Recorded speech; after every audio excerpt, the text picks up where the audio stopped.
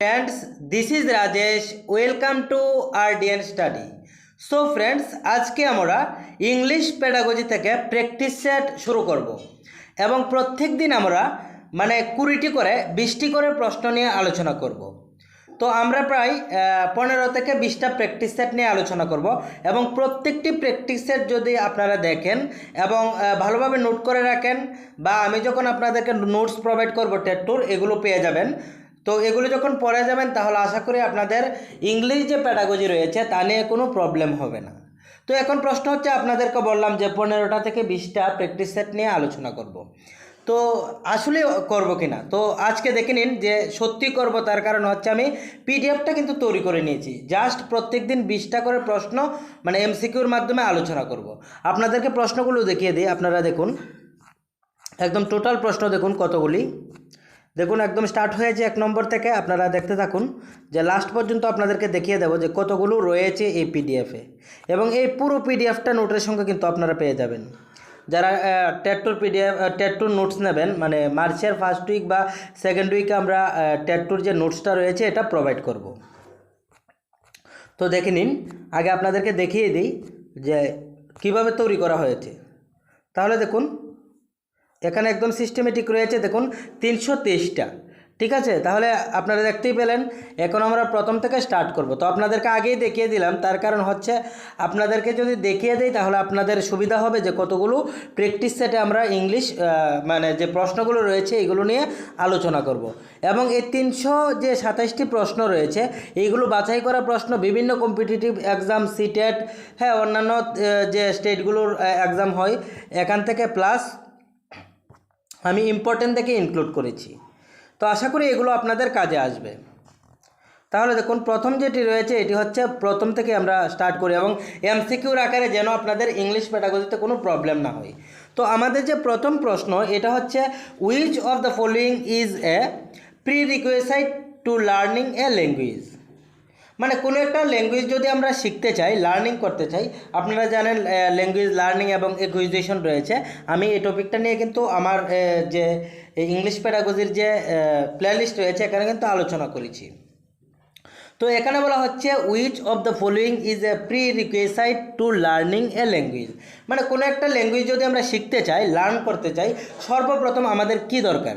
দেখুন অপশন এতে রয়েছে আমাদের কাছে মোটিভেশন, অপশন বিতে রয়েছে হ্যাবিট ফরমেশন, অপশন সিতে রয়েছে ইমিটেশন, অপশন ডিতে রয়েছে ওরাল অ্যাপ্রোচ। তো এখানে বলা হচ্ছে আমাদের সর্বপ্রথম কোনো একটা ল্যাঙ্গুয়েজ শেখার জন্য সর্বপ্রথম আমাদের কি দরকার। তো এটার আনসার হবে এ, মোটিভেশন। অ্যাকচুয়ালি মোটিভেশনের দরকার। দেখুন মোটিভেশন যদি থাকে তাহলে আমরা কিন্তু আরেকটা ল্যাঙ্গুয়েজ শিখতে পারবো। ধরুন আমি দুটো ল্যাঙ্গুয়েজের কথা বলছি, একটা হচ্ছে ফ্রেঞ্চ, একটা হচ্ছে ইংলিশ। তো আমার ইচ্ছা হচ্ছে আমি ইংলিশ শিখবো, তো এটার প্রতি আমি মোটিভেট, তার জন্য আমি ট্রাই করব, কথা বলার চেষ্টা করব, হ্যাঁ বিভিন্ন সংবাদ মাধ্যম দেখব, মানুষের সঙ্গে ইংলিশে কথা বলার ট্রাই করব, ভুল হলে ভুল, এবং পাশাপাশি আমি এমন একটা পরিবেশে থাকতে চেষ্টা করব যেখানে প্রায়ই ইংলিশ বলা হয়। তাহলে এটা মোটিভেশনের উপর নির্ভর করে। তো আমরা যদি কোনো একটা ল্যাঙ্গুয়েজ শিখতে চাই, সর্বপ্রথম আমাদের মোটিভেশন দরকার। আর তাছাড়া আমাদের যে ইংলিশের যে প্রিন্সিপাল অফ যে ক্লাসটা করেছিলাম ল্যাঙ্গুয়েজ লার্নিং, মূলনীতি কী, এখানে দেখবেন মোটিভেশন যে একটা এই মোটিভেশনের সম্পর্কে বলা রয়েছে, মোটিভেশন সম্পর্কে একটা পয়েন্ট রয়েছে। তারপর learning A language is a, option এতে রয়েছে গ্র্যাজুয়াল প্রসেস, অপশন বিতে লাস্ট প্রসেস, অপশন সিতে ইনস্ট্যান্ট প্রসেস, তারপর রয়েছে অল ইনক্লুসিভ প্রসেস। তাহলে দেখুন learning language is a gradual process. তার কারণ কি, উত্তরটা আমরা একটু বিশ্লেষণ করব। গ্র্যাজুয়াল প্রসেস কি, আপনি কিন্তু একদিনে ইংলিশটা শিখতে পারবেন না। যদি কোনো একটা টার্গেট থাকে শেখার, যেমন আমরা কিন্তু স্কুলের মধ্যে ইংলিশ যে ক্লাসটা হয় বা ইংলিশ ল্যাঙ্গুয়েজ কিন্তু পড়ে থাকি, তো আমরা কিন্তু ধীরে ধীরে ইংলিশটা বুঝতে পাই, বা আমরা যখন কথা বলতে শিখবো একদিনেই কিন্তু একদম পারফেক্ট আমাদের ফ্লুয়েন্সি চলে আসবে না। ধীরে ধীরে গ্র্যাজুয়াল, হ্যাঁ ধীরে ধীরে কী হবে, আমাদের যে লার্নিং হবে, ল্যাঙ্গুয়েজটা লার্নিং হবে। তার জন্য উত্তর হবে গ্র্যাজুয়াল প্রসেস। তারপর আমাদের কাছে রয়েছে 3 নম্বর, একদম সিস্টেমেটিক, আপনাদের জন্য একদম সিস্টেমেটিক বানানো হয়েছে এবং আপনাদেরকে পুরো পিডিএফটা দেখিয়ে দিলাম যেন আমি একদম পুরো 15-20টা প্র্যাকটিস সেট করতে পারি। প্রত্যেক দিন 20টা করে থাকবে এবং পরীক্ষার জন্য খুবই ইম্পর্ট্যান্ট এবং প্রত্যেকটি ক্লাস যদি দেখুন তাহলে আপনাদের একটা আইডিয়া চলে আসবে যে ইংলিশ প্যাডাগজিতে কীভাবে আনসার করবেন। এবং আরডিএন স্টাডি চ্যানেল আপনাদের পাশে রয়েছে, সাথে রয়েছে। এবার টেট 2 পরীক্ষার আগে একদম পুরো সিলেবাসটা কমপ্লিট করা হবে আরডিএন স্টাডি চ্যানেলের পক্ষ থেকে এবং পুরোটাই আমি কমপ্লিট করব। তার জন্য কিন্তু খুবই পরিশ্রম করছি এবং পিডিএফগুলো বানাতে কিন্তু খুব কষ্ট হয়। আপনারা দেখুন না 3 নম্বর প্রশ্নটা, এটা লিখতে কত সময় লাগবে, অপশন রয়েছে। তো এগুলো আপনারা একটু ভেবেচিন্তে দেখবেন, অনেক পরিশ্রম করতে হচ্ছে। হ্যাঁ, তারপরে দেখুন, আর পরিশ্রম ছাড়া কিন্তু কোনো লাইফে কোনো অগ্রগতি নেই বা উন্নতি নেই। যেমন পরিশ্রম করার ফলে কিন্তু আমি টেট 1 টেট 2 দুটোই ক্র্যাক করেছি। হ্যাঁ, এবং 100+ স্কোর করেছি। তো এই যে বিষয়গুলো, এবং আপনারা যদি পরিশ্রম করেন, ভালোভাবে দেখেন, তাহলেই কিন্তু ক্লিয়ার করতে পারবেন। কারণ আমি একটা জিনিস লক্ষ্য করেছি, যতই জিনিয়াস বা স্মার্ট হোক, মানে কেউ হোক না কেন, 3 দিন পরে বা 1 মাস পরে কিন্তু টেট পরীক্ষায় পাস করা খুবই কষ্টকর। আপনাকে 6-7 মাস, বছর একদম রেগুলারলি পড়তে হবে, তাহলে কিন্তু সম্ভব। হ্যাঁ, এবং দেখবেন বেশিরভাগ এভারেজ স্টুডেন্টই কিন্তু টেট ক্লিয়ার করছে। তার কারণ কি?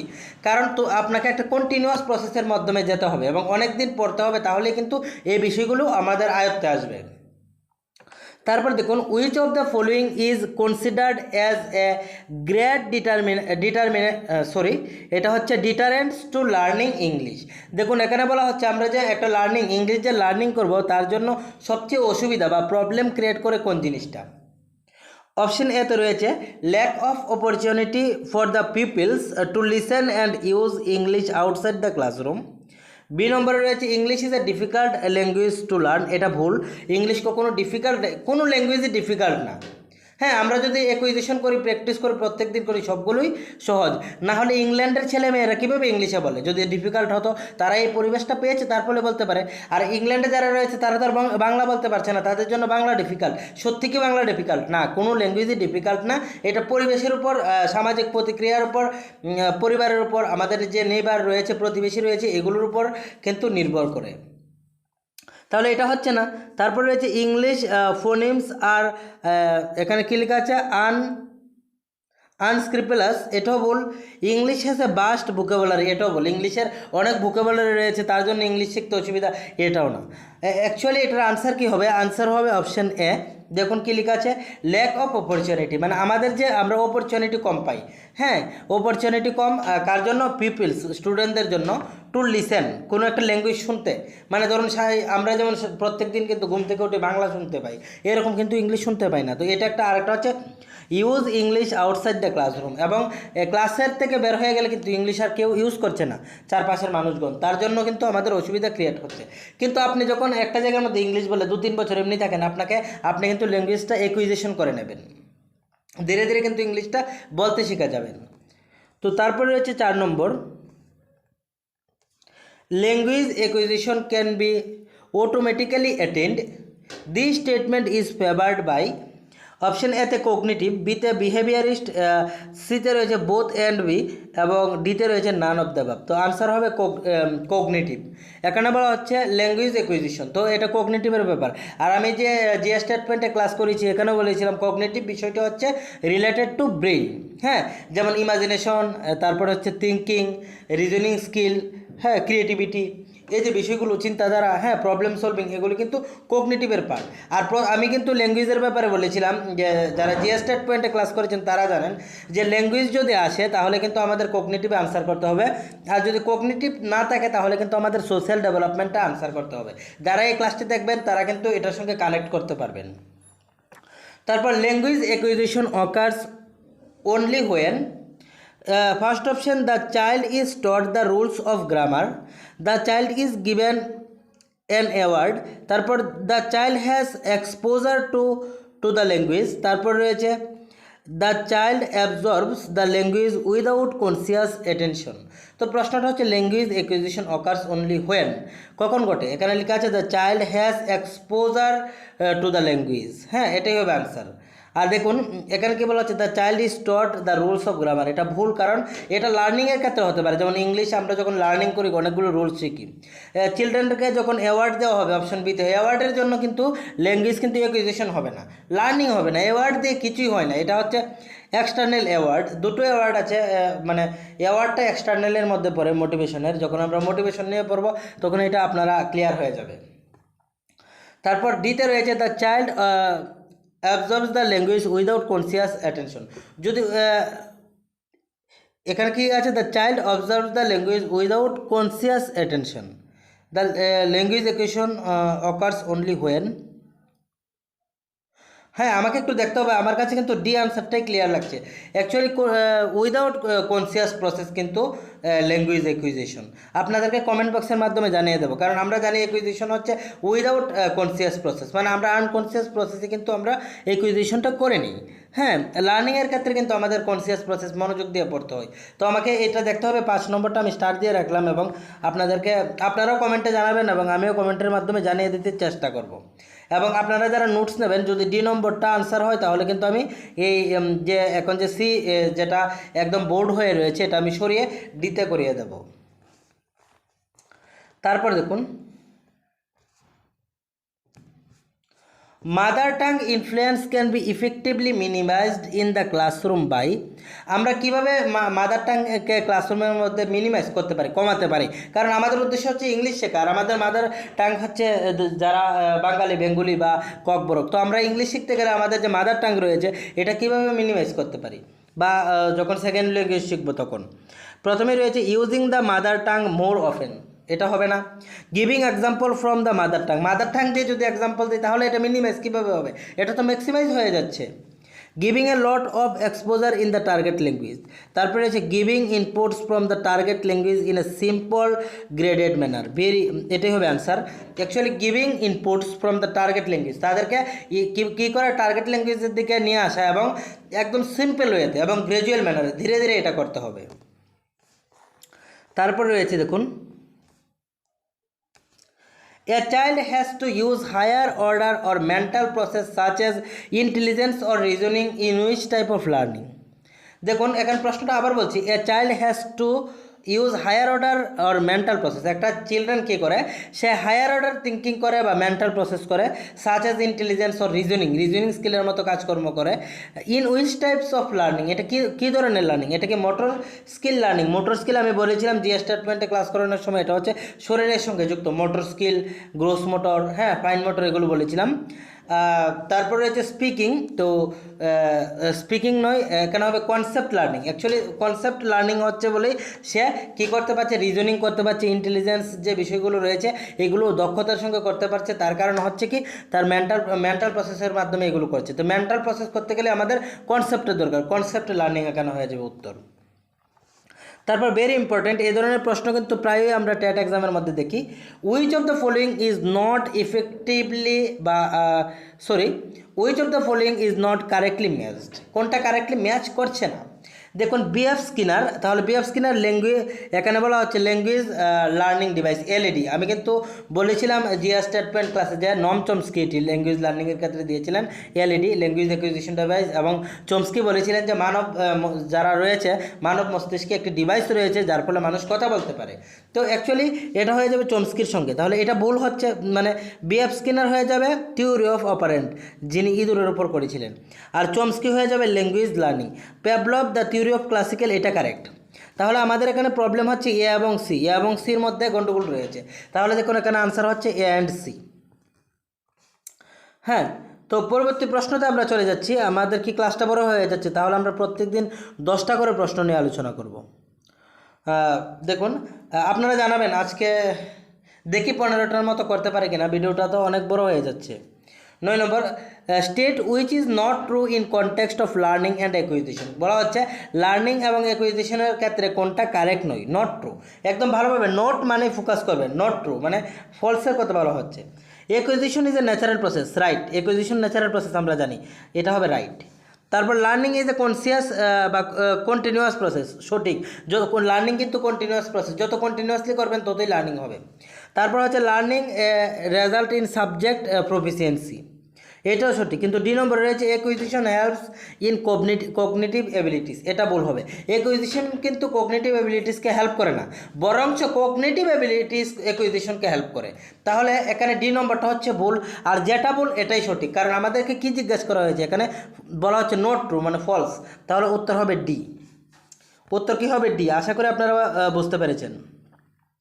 তারপর 10 নম্বরে রয়েছে আমাদের কাছে ফ্রম দ্য গিভেন, এটা কি হবে? গিভেন, সরি গভেন হবে না, given. Given factors which one man not effect learning outcome, মানে এখানে বলা হচ্ছে এখানে যে অনেকগুলি ফ্যাক্টর আছে তার মধ্যে কোনটা নট এফেক্ট, নট এফেক্ট করে না লার্নিং আউটকামের ক্ষেত্রে। তাহলে দেখুন লার্নার্স মোটিভেশন অ্যান্ড ইন্টারেস্ট, এটা কিন্তু এফেক্ট করে লার্নিংয়ের ক্ষেত্রে, যত মোটিভেট হবো তত পড়বো। যেমন আমার মোটিভেশন রয়েছে ক্লাস করার ক্ষেত্রে, তার জন্যই তো আমি ক্লাসটা দিচ্ছি, মোটিভেশন না থাকলে হয়তো বা দিতাম না। তাহলে এটা কিন্তু সঠিক, আর এখানে জিজ্ঞেস করা হয়েছে নট এফেক্ট, মানে ভুলটা জিজ্ঞেস করা হয়েছে। তারপর structure and size of classroom, এটাও ইফেক্ট করে একটা ক্লাসের ক্ষেত্রে, হ্যাঁ, বা কোনো একটা জিনিস লার্নিংয়ের ক্ষেত্রে। টিচার্স পার্সোনালিটি অ্যান্ড অ্যাটিটিউড, এটা তো আরও ভেরি ইম্পর্টেন্ট। টিচার্সের পার্সোনালিটি এবং অ্যাটিটিউডের উপর আমরা মানে অনেক জিনিস নির্ভর করে। টিচারের আমরা কিন্তু অনেক সময় অনুকরণ করি, টিচার এইভাবে কথা বলে, টিচার এইভাবে সেইভাবে, টিচারের কাছ থেকে অনেক কিছু শিখি। এখানে বলা হচ্ছে প্যারেন্টস ইনকাম অ্যান্ড স্ট্যাটাস, এটা কিন্তু ভুল হবে। মানে আপনি ধরুন প্রশ্নটা হচ্ছে লার্নিংয়ের ক্ষেত্রে কোনটা এফেক্ট করে না, প্যারেন্টসের ইনকাম কিন্তু এফেক্ট করে না আপনার। তাহলে তো আর গরিব গরিব ছেলেমেয়েরা আর টেট ক্লিয়ার করতো না, যদি ইনকামের উপরে এফেক্ট করতো, তাহলে তো যারা শুধুমাত্র যাদের টাকা আছে তারাই শুধু টেট ক্লিয়ার করতো, এটা কিন্তু এরকম না। তো প্যারেন্টস ইনকামের উপর কোনো এই বিষয়টা নির্ভর করে না লার্নিংটা, কারণ হচ্ছে এটা মোটিভেশন, হ্যাঁ, ক্লাসরুম স্ট্রাকচার, সাইজ, টিচারের উপর, এইগুলোর উপর কিন্তু নির্ভর করে। তো তারপর আমাদের কাছে রয়েছে 11 নম্বর। তো আজকে কি 10টা নিয়ে আলোচনা করব। তো আজকে 10টাই থাক, প্র্যাকটিস সেট 1, তার কারণ হচ্ছে দেখুন ক্লাসটা কিন্তু এখন পর্যন্ত প্রায় 16 মিনিট হয়ে গেছে। ঠিক আছে, অসুবিধা নেই, যেহেতু পিডিএফটা হয়ে গেছে, আমরা দরকার হয় প্রত্যেক দিন 2টো করে ক্লাস দেবো, দিয়ে আমরা অতি শীঘ্রই ক্লাসটা কমপ্লিট করব, কারণ আমাদের কাছে তারপরেই কিন্তু একটা পুরো একটাই পিডিএফ বানিয়ে নেব বাংলা পেডাগজির, একদম বাংলা পেডাগজি করে করবো। তারপরে এসএসটি পেডাগজির পুরো 300, 400, 500 প্রশ্নের একটা পিডিএফ বানিয়ে নেব, এইভাবে আমরা করে নেব প্রত্যেক দিন 10টা 20টা করে। তো আশা করি ভিডিওটি আপনাদের ভালো লেগেছে, ভালো লেগে থাকলে লাইক, শেয়ার এবং চ্যানেলটিকে সাবস্ক্রাইব করবেন। আপনারা যদি চান, হ্যাঁ কী চান এটাই বলছি, আপনারা যদি চান প্লেলিস্টে গিয়ে অন্যান্য যে ভিডিওগুলো রয়েছে এগুলো দেখতেন, তাহলে এই ভিডিওগুলো আপনারা প্লেলিস্টে গিয়ে দেখতে পারেন। টপিক ওয়াইজ রয়েছে, সাবজেক্ট ওয়াইজ রয়েছে। তাছাড়া এই ভিডিও ডেসক্রিপশন বক্সে আমি লিঙ্কগুলো প্রোভাইড করে দেবো, আপনারা চাইলে লিঙ্কে গিয়েও ক্লাসগুলো দেখতে পারেন। ডেসক্রিপশন বক্সে গিয়ে দেখবেন লিঙ্কগুলো রয়েছে, তো লিঙ্কে গিয়েও ক্লাসগুলো আপনারা দেখতে পারেন। তো আপনারা আরডিএন স্টাডি চ্যানেলের সাথে ছিলেন, পাশে ছিলেন, আশা করি থাকবেন। আরেকটি ইনফরমেশন দিয়ে রাখি, আমরা মার্চের ফার্স্ট উইক বা সেকেন্ড উইকের টেট টুর যে নোটসগুলো রয়েছে এগুলো পুরো আমি আপনাদেরকে প্রোভাইড করব। কত টাকা লাগবে, কি লাগবে, একদম কম দাম হবে, আপনারা আশা করি আপনাদের অ্যাফোর্ডেবল হবে, আপনারা নিয়ে যেতে পারবেন, এবং টপিক ওয়াইজ থাকবে, একদম পুরো সিলেবাসটা থাকবে। আর এসটিজিটি তো আমি বলছি ফেব্রুয়ারি ফার্স্ট উইক বা সেকেন্ড উইক, যদি হয়ে যায়, আপনারা যদি এসটিজিটি পরীক্ষার নোটটা নিয়ে নেন, তাহলে পরবর্তী সময়ে যখন আপনারা ট্যাট 2 নিতে আসবেন তখন আমি কম্বাইন করে আরও কম টাকা রাখবো। আর যদি আপনি ধরুন এসটিজিটি নিলেন না, শুধু ট্যাট 2 নিলেন, তাহলে যে রেট এটাই দিতে হবে আপনাকে, মানে একটা নিলে একরকম, কিন্তু যদি আপনারা দুটো নেন বা পরবর্তী সময়ে ট্যাট 1 হলে ট্যাট 1টাও নেন, তাহলে কিন্তু কম্বাইন করে আরও কম টাকা পড়বে। এবং আমি কিন্তু একদম কম টাকায় রেটটা করবো। অ্যাকচুয়ালি আমাকে দেখতে হবে জেরক্সের দাম কত পড়ে। তো আশা করি আপনারা উপকৃত হবেন নোটসগুলো নিলে, কারণ আমি টেট টুর এই ধরনের নোটস পরে কিন্তু ক্লিয়ার করেছি, +100+ স্কোর করেছি। তো এইগুলো পরে এবং প্রত্যেকটি বিষয় আমার কিন্তু মনে ছিল না পরীক্ষার মধ্যে, যদি মনে রাখতে পারতাম তাহলে আরও বেশি উঠতো নাম্বারটা। তাহলে নোটসগুলো আশা করি ঠিক আছে, তার কারণ হচ্ছে আমি এগুলো পরেই ক্লিয়ার করেছি। তো এভাবে আমি আপনাদের জন্য তৈরি করছি নোটসগুলো, এবং টপিক ওয়াইজ, সিলেবাস ওয়াইজ। আপনারা জানেন যে আরডিএন স্টাডি চ্যানেলে কীভাবে নোটসগুলো, মানে কীভাবে ক্লাসগুলো দেওয়া হয় টপিক ওয়াইজ। অ্যাকচুয়ালি আমি টপিক ওয়াইজ যাই, তার কারণ হচ্ছে আগের কোনো একটা টপিকের সঙ্গে পরের টপিকের লিঙ্ক থাকে, এবং একটা সাবজেক্ট যখন আপনি সিরিয়াল বাই পড়বেন তখনই আপনার কাজে আসবে। ওই 20টা প্রশ্ন নিয়ে এসে এইটা ওইটা করলে হবে না। এখানে যে আমরা প্র্যাকটিস সেট করছি, অ্যাকচুয়ালি আমরা কিন্তু আগে কিন্তু ল্যাঙ্গুয়েজ লার্নিং অ্যান্ড অ্যাকুইজিশন করে নিয়েছি, সবগুলো করে নেব, এবং সঙ্গে প্রশ্ন প্র্যাকটিস সেট করছি, এবং একসঙ্গে 20টা, এবং কম সময়ের মধ্যে 20 মিনিটেই 10টা করে নিলাম। 1 ঘন্টা আপনাদের সময় নষ্ট করলাম না, এবং আশা করি দেখলে ক্লাসটা আপনাদের উপকারে আসবে। তো এই বলে ক্লাসটি শেষ করছি, এবং আশা করি আরডিএন স্টাডির সাথে এবং পাশে থাকবেন। ধন্যবাদ।